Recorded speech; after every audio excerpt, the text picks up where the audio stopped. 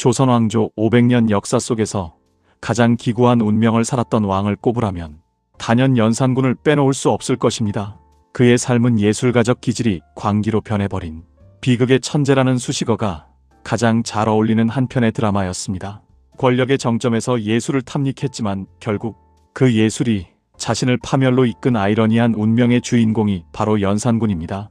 우리는 오늘 연산군이라는 복합적인 인물의 내면 깊숙이 들어가 그의 삶을 형성했던 다양한 요인들과 그의 비극적인 몰락의 원인을 심도 있게 탐구하고자 합니다. 그의 이야기는 단순한 폭군의 일대기가 아니라 인간 본연의 욕망, 예술에 대한 열정, 그리고 권력의 속성이 어떻게 한 개인을 파멸로 이끌 수 있는지를 보여주는 섬뜩하면서도 매혹적인 서사입니다. 연산군은 태어날 때부터 특별한 운명을 타고났습니다. 조선의 9대 왕 성종의 적장자로 태어난 그는 어린 시절부터 남다른 총명함과 뛰어난 학문적 재능을 보였습니다. 왕실의 엄격한 교육 속에서도 그의 비범함은 두드러졌고 주변의 모든 기대와 관심을 한몸에 받으며 성장했습니다. 책을 읽고 시를 읊으며 학문에 정진하는 그의 모습은 장차 훌륭한 성군이 될 것이라는 희망을 품게 하기에 충분했습니다. 과연 그가 어떻게 모두의 기대를 저버리고 폭군으로 변모하게 되었을까요? 그의 초기 통치와 예술에 대한 남다른 관심은 연산군이라는 복합적인 인물을 이해하는 데 있어 매우 중요한 단서가 됩니다. 즉위 초 연산군은 백성을 위한 정책들을 펼치며 새로운 왕으로서의 면모를 과시했습니다. 그는 세금을 감면하여 백성들의 부담을 덜어주고 억울한 재판을 재심하여 무고한 이들의 한을 풀어주려 노력했습니다. 이러한 초기 행보는 그가 처음부터 잔인한 폭군이 아니었음을 명확히 보여주는 대목입니다. 오히려 백성들의 삶에 관심을 기울이고 정의로운 정치를 펼치려는 의지가 엿보였습니다. 하지만 그의 내면에는 이미 예술에 대한 깊은 애정과 함께 남다른 집착이 싹트고 있었습니다. 그는 특히 꽃 가꾸기에 남다른 조예가 깊었는데 연산군 일기에는 연꽃, 작약, 들국화 등 다양한 종류의 꽃에 대한 기록이 상세하게 남아 있습니다. 궁궐 안을 아름다운 꽃들로 가득 채우고 그 향기로운 아름다움 속에서 사색에 잠겼을 그의 모습은 우리가 흔히 상상하는 폭군의 이미지와는 확연히 다른 지극히 감성적인 인간의 모습을 연상케 합니다. 그는 꽃의 색깔, 향기, 그리고 피어나는 모습 하나하나에 의미를 부여하며 깊은 교감을 나누었을 것입니다. 음악과 춤 또한 연산군의 삶에서 빼놓을 수 없는 중요한 부분이었습니다. 그는 노래와 춤에 능통했으며 특히 신라시대부터 전해 내려오는 벽사의 의미를 담은 처용물을 매우 좋아했습니다.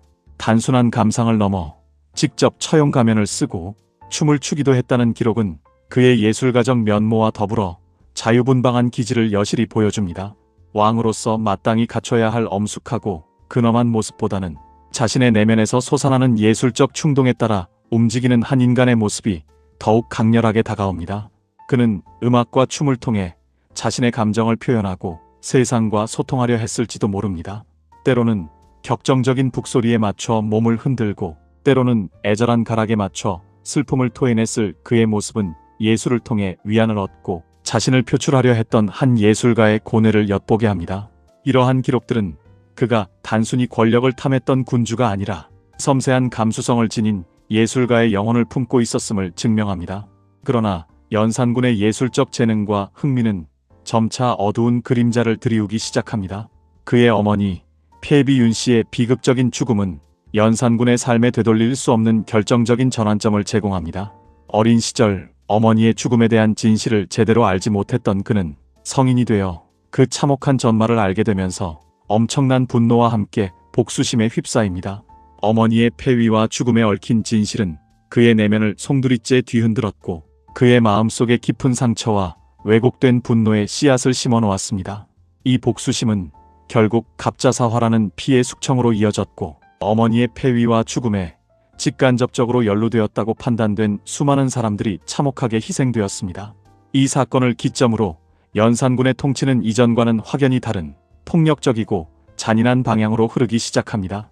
갑자사화 이후 연산군은 무오사화를 통해 살림 세력을 제거하고 언론을 탄압하는 등 왕권 강화를 명분으로 한 독단적이고 폭압적인 정치를 펼치기 시작합니다.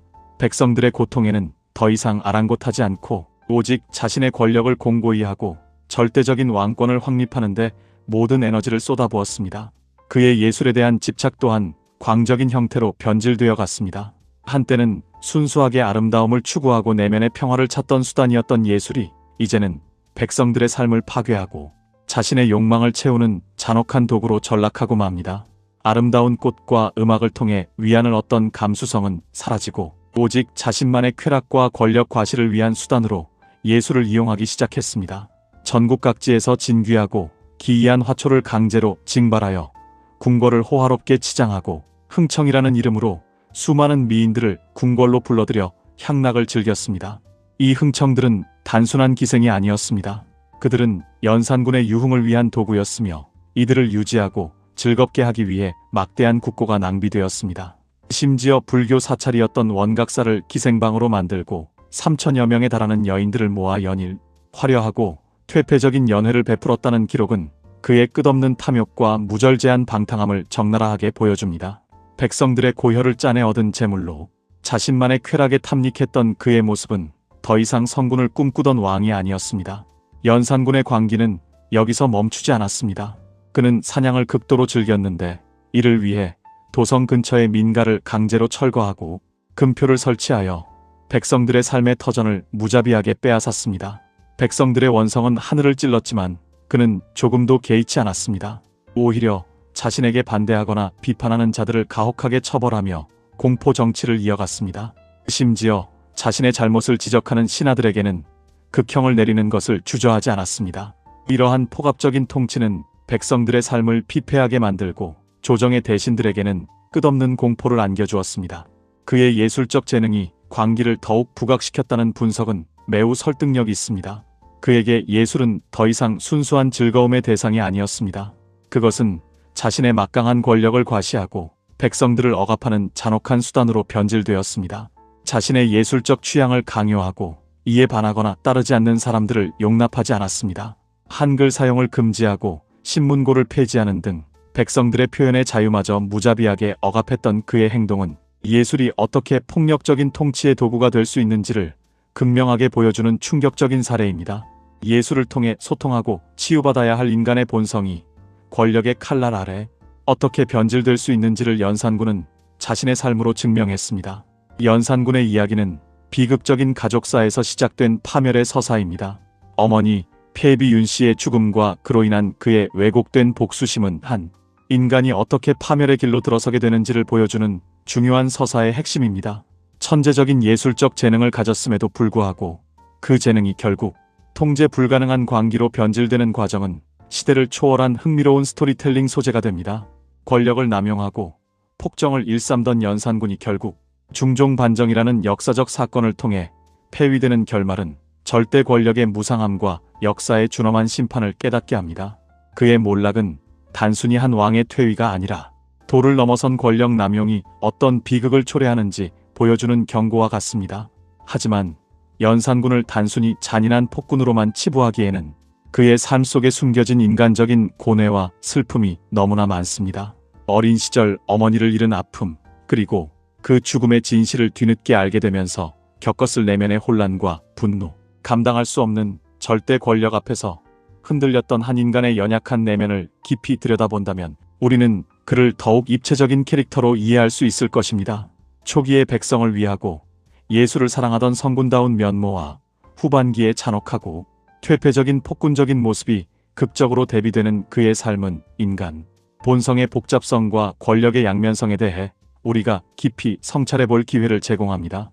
그는 과연 선천적으로 악한 군주였을까요? 아니면 환경과 비극적인 사건들이 그를 그렇게 만든 것일까요? 연산군 시대의 실록인 연산군 일기에는 그의 폭정과 사치스러운 생활에 대한 기록이 매우 상세하게 남아 있습니다. 역사가들은 이 기록들을 통해 그의 통치 행위와 개인적인 삶을 면밀히 분석하고 있습니다. 그의 폐위 후 연산군은 강화도로 유배되었고 그곳에서 31살이라는 너무나 젊은 나이에 비참하게 생을 마감합니다. 그의 묘는 오늘날 서울 도봉구 방학동에 위치해 있으며 그의 파란만장하고 비극적인 삶은 영화나 드라마, 소설 등 다양한 대중매체에서 끊임없이 재조명되며 우리에게 많은 질문을 던지고 있습니다. 그의 이야기는 단순한 역사적 사실을 넘어 인간의 욕망, 권력, 그리고 예술이 어떻게 얽히고 설켜 파국을 맞이할 수 있는지에 대한 깊이 있는 통찰을 제공합니다. 예술가적 기질과 광기가 기묘하게 뒤섞였던 연산군의 삶은 우리에게 무엇을 말해주는 것일까요? 그는 과연 순수한 예술가였을까요? 아니면 권력에 도취되어 타락한 폭군이었을까요? 그의 타고난 재능은 그에게 축복이었을까요? 아니면 그를 파멸로 이끈 비극적인 저주였을까요? 한 인간의 고유한 재능과 기질이 어떻게 권력이라는 거대한 힘 앞에서 변질되고 결국은 자신과 주변을 파멸로 이끌 수 있는지에 대한 연산군의 이야기는 오늘날에도 여전히 유효하며 우리에게 많은 질문을 던집니다. 여러분은 연산군을 어떤 인물로 기억하시나요? 그의 삶 속에서 가장 인상 깊었던 부분은 무엇이었나요?